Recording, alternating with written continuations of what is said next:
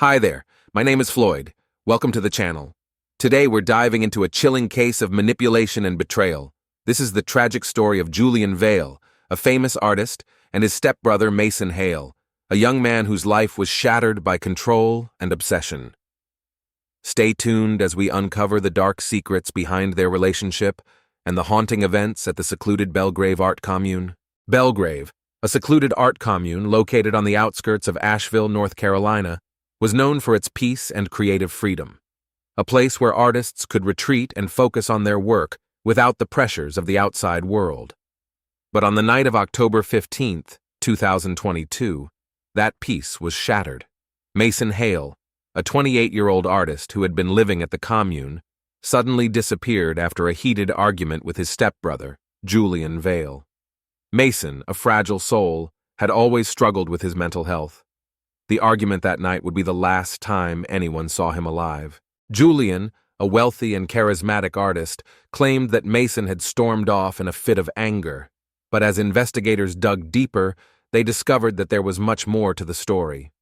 The bond between the brothers, once strong, had become something dark, with Julian exerting a disturbing level of control over Mason's life. The investigation into Mason's disappearance would reveal a toxic relationship filled with manipulation, obsession, and ultimately, betrayal. The events of that night would unravel the dark secrets hidden within Belgrave's walls and expose a sinister truth about the lengths some people will go to in the name of art and control. On April 10th, 2022, Julian Vale, a 36-year-old artist known for his bold and controversial work, invited his stepbrother, Mason Hale, to join him at Belgrave. Mason, at 28, had always admired Julian's success. He hoped that moving to Belgrave would give him the space to work on his own art and maybe find the recognition he'd been searching for. Mason, however, was fragile. He struggled with untreated bipolar disorder, often feeling lost in his own emotions. Despite his talent, he had never quite figured out where he fit in the art world. Julian's offer seemed like the perfect escape, a chance to focus on his craft without distractions. Their stepmother, Eva Stanton, a 57-year-old former businesswoman who had fallen on hard times, also joined them. Eva was financially dependent on Julian and hoped the commune would help her rebuild her life. But as time passed, she began to notice the cracks forming between the two brothers. At first, Mason seemed excited, diving into his work. But the longer he stayed at Belgrave, the more he began to feel the weight of Julian's influence. Julian wasn't just a brother, he was a mentor with an edge. He pushed Mason hard, always demanding more, never satisfied. The pressure became suffocating. Mason's once bright spirit started to fade as Julian's control over him grew stronger.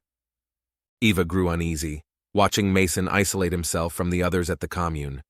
She saw how Julian's manipulative behavior was slowly breaking Mason down, but tied to Julian financially, she felt powerless to stop it.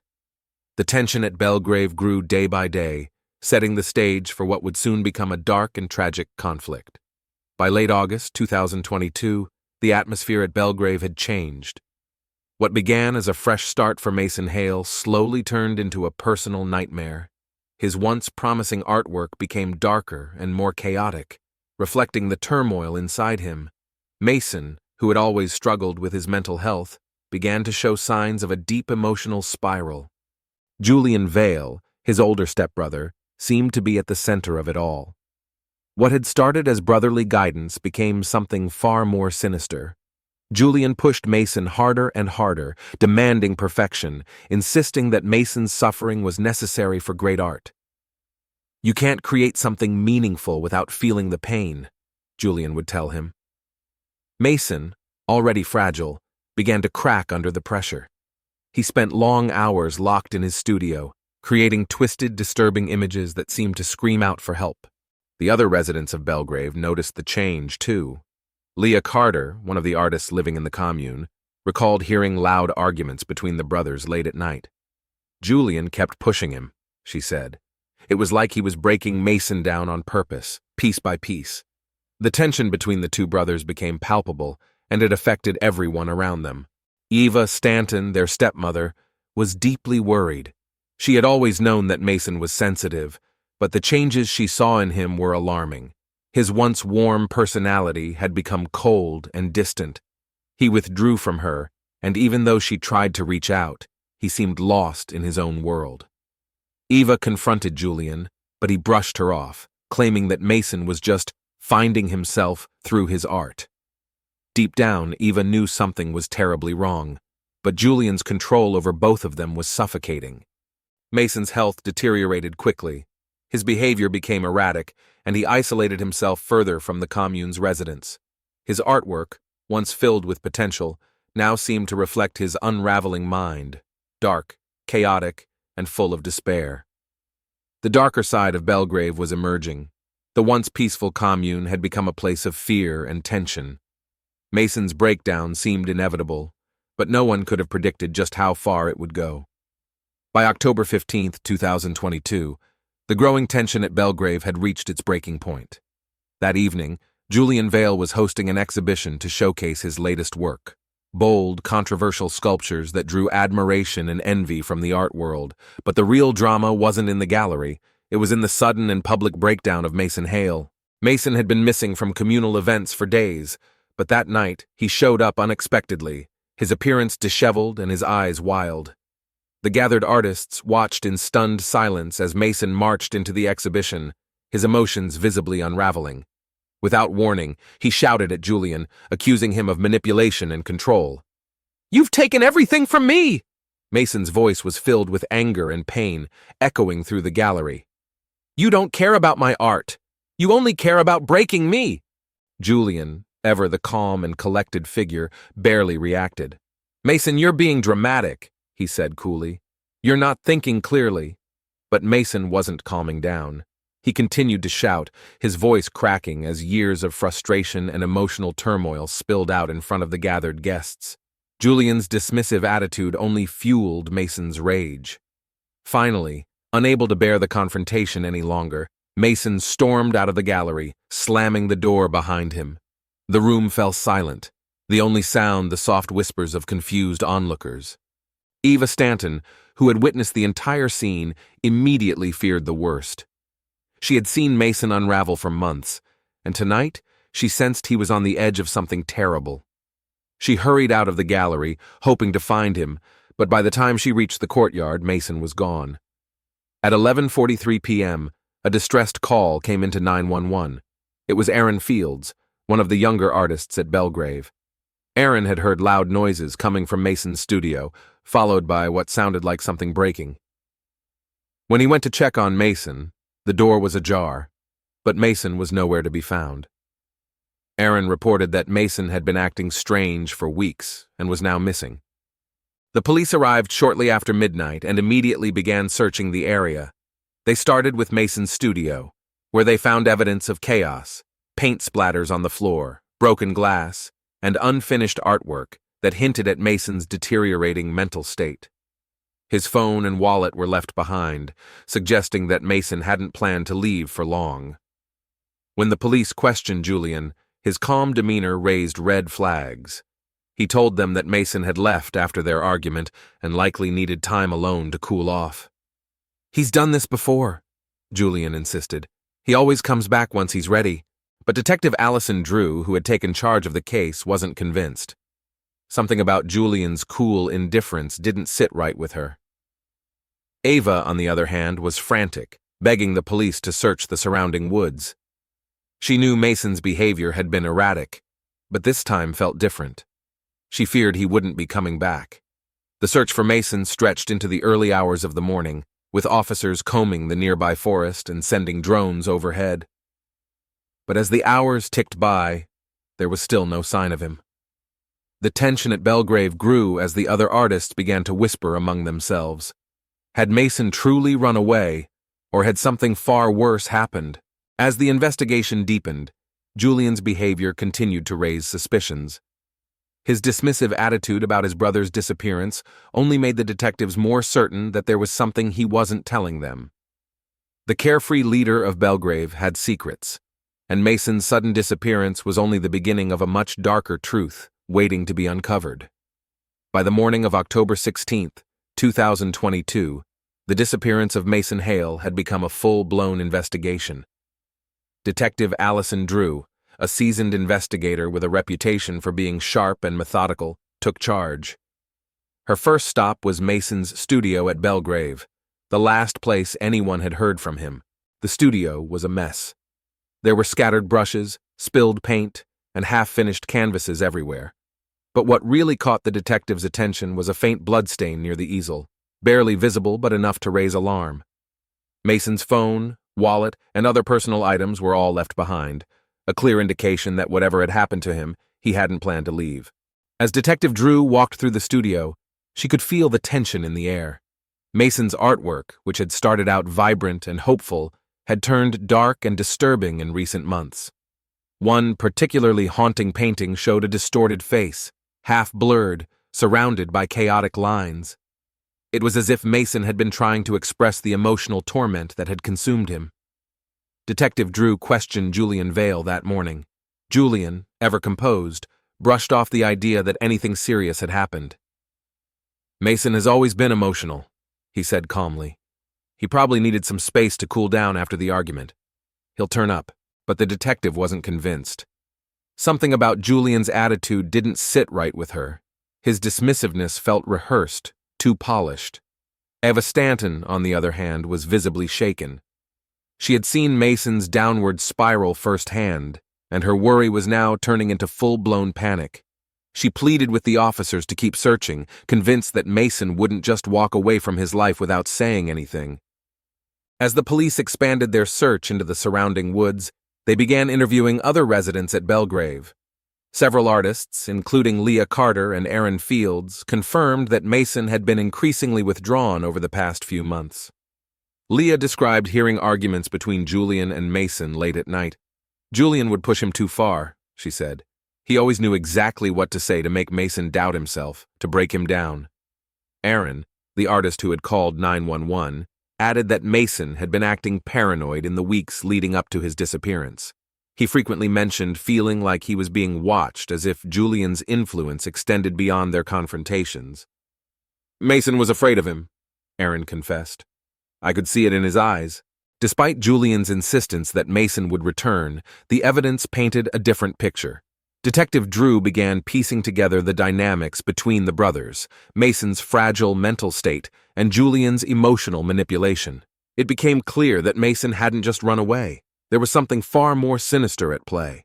Then, on October 23, 2022, a crucial piece of evidence emerged. An anonymous tip led police to a hidden USB drive in Mason's room. The contents would prove to be a turning point in the investigation, revealing the full extent of Julian's control over his younger brother. The USB drive contained a series of disturbing videos that revealed just how deep the emotional manipulation between the brothers went. The footage, mostly recorded in secret by Mason, showed Julian Vale berating his younger stepbrother, pushing him to emotional extremes. In one of the videos, Julian could be seen taunting Mason as he worked on his art. "You think this is good enough? This is nothing," Julian said coldly. "You'll never be great if you don't suffer. Your pain is the only thing you have to offer." Mason's face in the video told the whole story. He looked broken, exhausted, and completely under Julian's control. In another video, Mason is pacing around his studio, visibly distressed. He mumbles about needing to leave, his words scattered and paranoid. "He's always watching, even when he's not here," Mason whispers to himself. The video then cuts to black, but not before showing Julian entering the room, his presence looming large. The final and most chilling video was the hardest to watch. In it, Mason sits quietly in a corner of his studio, his face pale and hollow. Julian, standing in front of him, speaks calmly but with a cold undertone. "If you want to leave, go ahead. But remember, Mason, no one leaves Belgrave," Julian says, the threat clear. Moments later, the screen cuts off, leaving a sense of dread. Armed with this new evidence, Detective Allison Drew immediately intensified her focus on Julian. The footage painted a dark picture of Julian's influence over Mason, revealing that the relationship between the two had gone far beyond sibling rivalry. Julian's control was emotional, psychological, and in many ways, deliberate. The videos, combined with testimonies from other Belgrave residents, began to paint a clearer picture. Leah Carter and Aaron Fields both came forward again, describing how they had noticed Mason growing increasingly paranoid in the weeks leading up to his disappearance. "He told me once that he felt trapped, like Julian was always inside his head," Leah recalled. "It was like Mason couldn't make a move without worrying what Julian would say or do." Detective Drew's next move was to confront Julian with the evidence. This time, the confident, dismissive attitude that Julian had displayed throughout the investigation began to crack. He still denied having anything to do with Mason's disappearance, claiming the videos were just moments of frustration, and that Mason's emotional instability was to blame. But the detectives weren't buying it. The coldness in Julian's words and his calculated behavior suggested something far more sinister. With the discovery of the USB drive, the investigation took a sharp turn. The evidence now pointed directly at Julian, and the search for Mason became more urgent. As police continued to explore the wooded area surrounding Belgrave, a sense of dread hung over the commune. It was clear that Mason hadn't simply run away. A few days later, the police would make a heartbreaking discovery that would confirm everyone's worst fears. On October 24, 2022, just one day after the disturbing footage from the USB drive came to light, police made a grim discovery. Mason Hale's body was found buried in a shallow grave deep in the woods surrounding Belgrave. The autopsy revealed that Mason had died from blunt force trauma to the head, and traces of sedatives were found in his system. It was clear. Mason hadn't left the commune willingly, and he certainly hadn't died by accident. The following morning, Julian Vale was arrested. Despite the mounting evidence against him, Julian maintained his innocence. He claimed that Mason's death had been a tragic accident, insisting that his brother's fragile mental state had led to the events of that night. "Mason was unstable," Julian said during his arrest. "He didn't know how to handle the pressure." But with the USB footage, testimonies from residents, and now Mason's body discovered, his words felt hollow. Julian's calm demeanor had finally begun to crack. As he was led away in handcuffs, he seemed smaller, less in control than he had ever been. For months, he had manipulated Mason, pushing him further into emotional turmoil, but now the consequences of his actions were undeniable. Detective Allison Drew had seen enough to believe that this was no accident. Julian's cold manipulation, his taunts, and his control over Mason's life pointed to a darker truth. Julian had driven Mason to the edge, and when Mason could no longer cope, Julian had ended it. The trial of Julian Vale became a national sensation. Elliot Reed, Julian's high-profile defense attorney, attempted to paint Mason as the architect of his own destruction. The defense's argument was that Mason, due to his untreated mental illness, had spiraled out of control, and his death had been a result of his breakdown, not Julian's hand. Julian loved his brother, Reed claimed in court. He pushed him because he believed in his talent, not to harm him. But Assistant District Attorney Sarah Klein wasn't swayed. She laid out a compelling case, arguing that Julian's actions were deliberate and that Mason had been both emotionally and physically tormented by his brother. The sedatives found in Mason's system were the final piece of the puzzle, pointing directly to premeditation. Julian Vale knew what he was doing, Klein said. He drugged his brother, weakened him, and then struck the fatal blow. The most damning evidence came from Julian's own journals, where he detailed his belief that suffering was necessary for great art. "If Mason can't handle it, he's not meant to survive in this world," one entry read. The jury listened in horror as these words painted a chilling portrait of a man who saw his brother's life as a tool for his own artistic gain. After days of emotional testimony and evidence, the jury found Julian Vale guilty of second-degree murder. He was sentenced to 25 years to life in prison, with the possibility of parole after 20 years. For Mason's family and the Belgrave community, the verdict brought a sense of closure, but the damage Julian had caused could never truly be undone. In the months following the trial, Belgrave, once a thriving hub of artistic expression, was abandoned. The community that had once looked up to Julian Vale as a visionary leader could no longer bear the weight of the tragedy that had unfolded within its walls. The name Belgrave became synonymous with manipulation and death. a place where dreams had turned into nightmares. Mason Hale, once overshadowed by his stepbrother, was now remembered not just for his tragic end but for his art. Posthumously, Mason's dark, haunting works became a symbol of his struggle.